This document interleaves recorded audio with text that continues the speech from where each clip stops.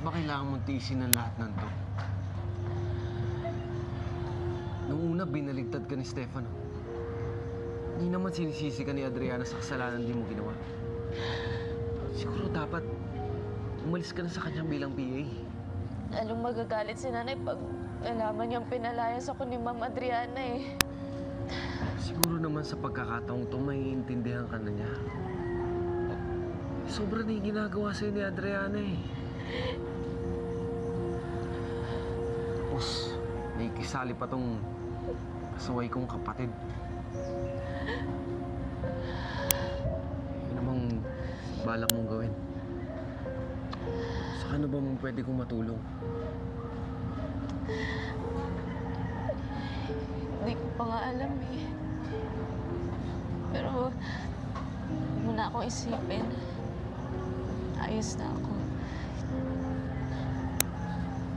Malaking bagay na sa akin na nandyan ka sa tabi ko. Maraming salamat, Calvin.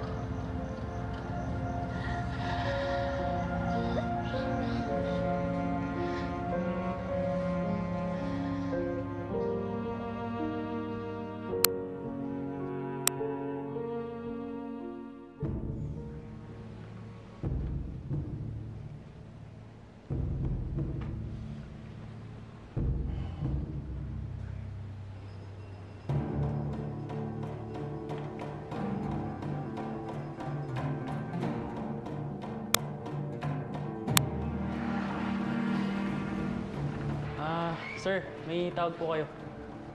Sabi mo, busy. Marami akong kailangang gawin dito eh. Sinabi ko na nga po, pero ang kulit, nagpupumilit po eh. Sino daw siya? Emergency daw po. Emergency? Sige. Hello? Stay away from my wife.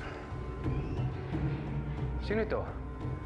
This is Giorgio Lustico, ang asawa ni Natalia. I know what you're up to. Layuan mo ang asawa ko. Kung ayaw mong may masamang mangyari sa'yo. Hello? Hello?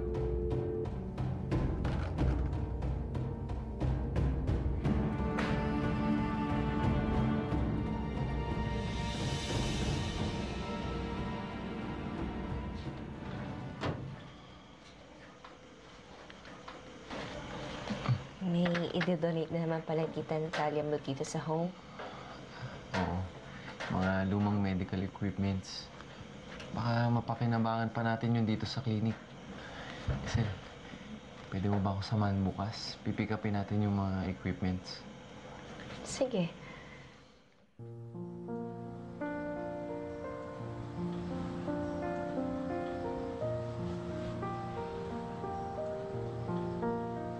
Hindi ka pa ba inaantok?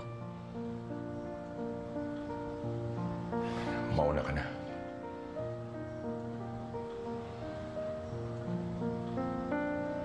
Giorgio, matagal ko nang binura sa buhay ko si Carl.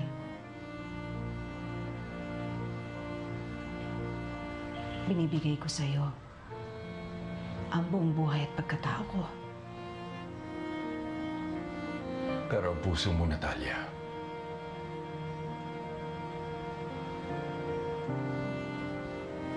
binigay mo na rin ba sa akin? Alam mo, napakaswerte mo talaga sa mga umampon sa'yo, no? Mayaman, ha? Mabait pa. Bakit bigla ka na nahimik? May nasabi ba akong hindi maganda? Wala. May naalala lang ako.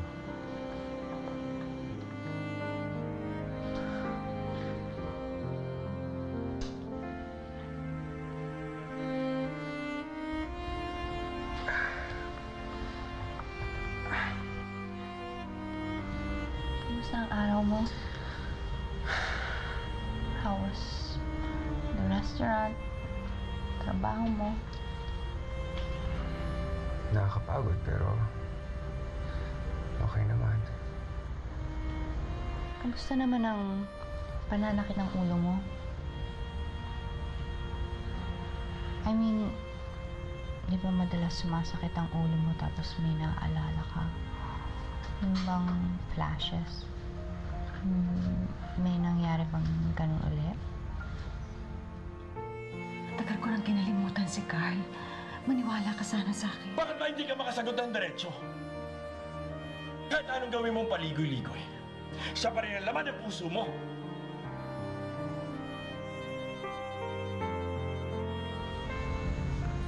Wala naman. Sige, tulog na ako.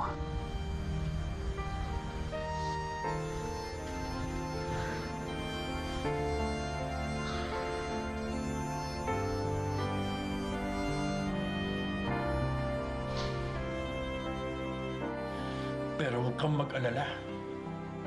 Hindi ako ang tipong lalaki nagpapatalo. Hinding-hindi ka niya mababawi sa akin.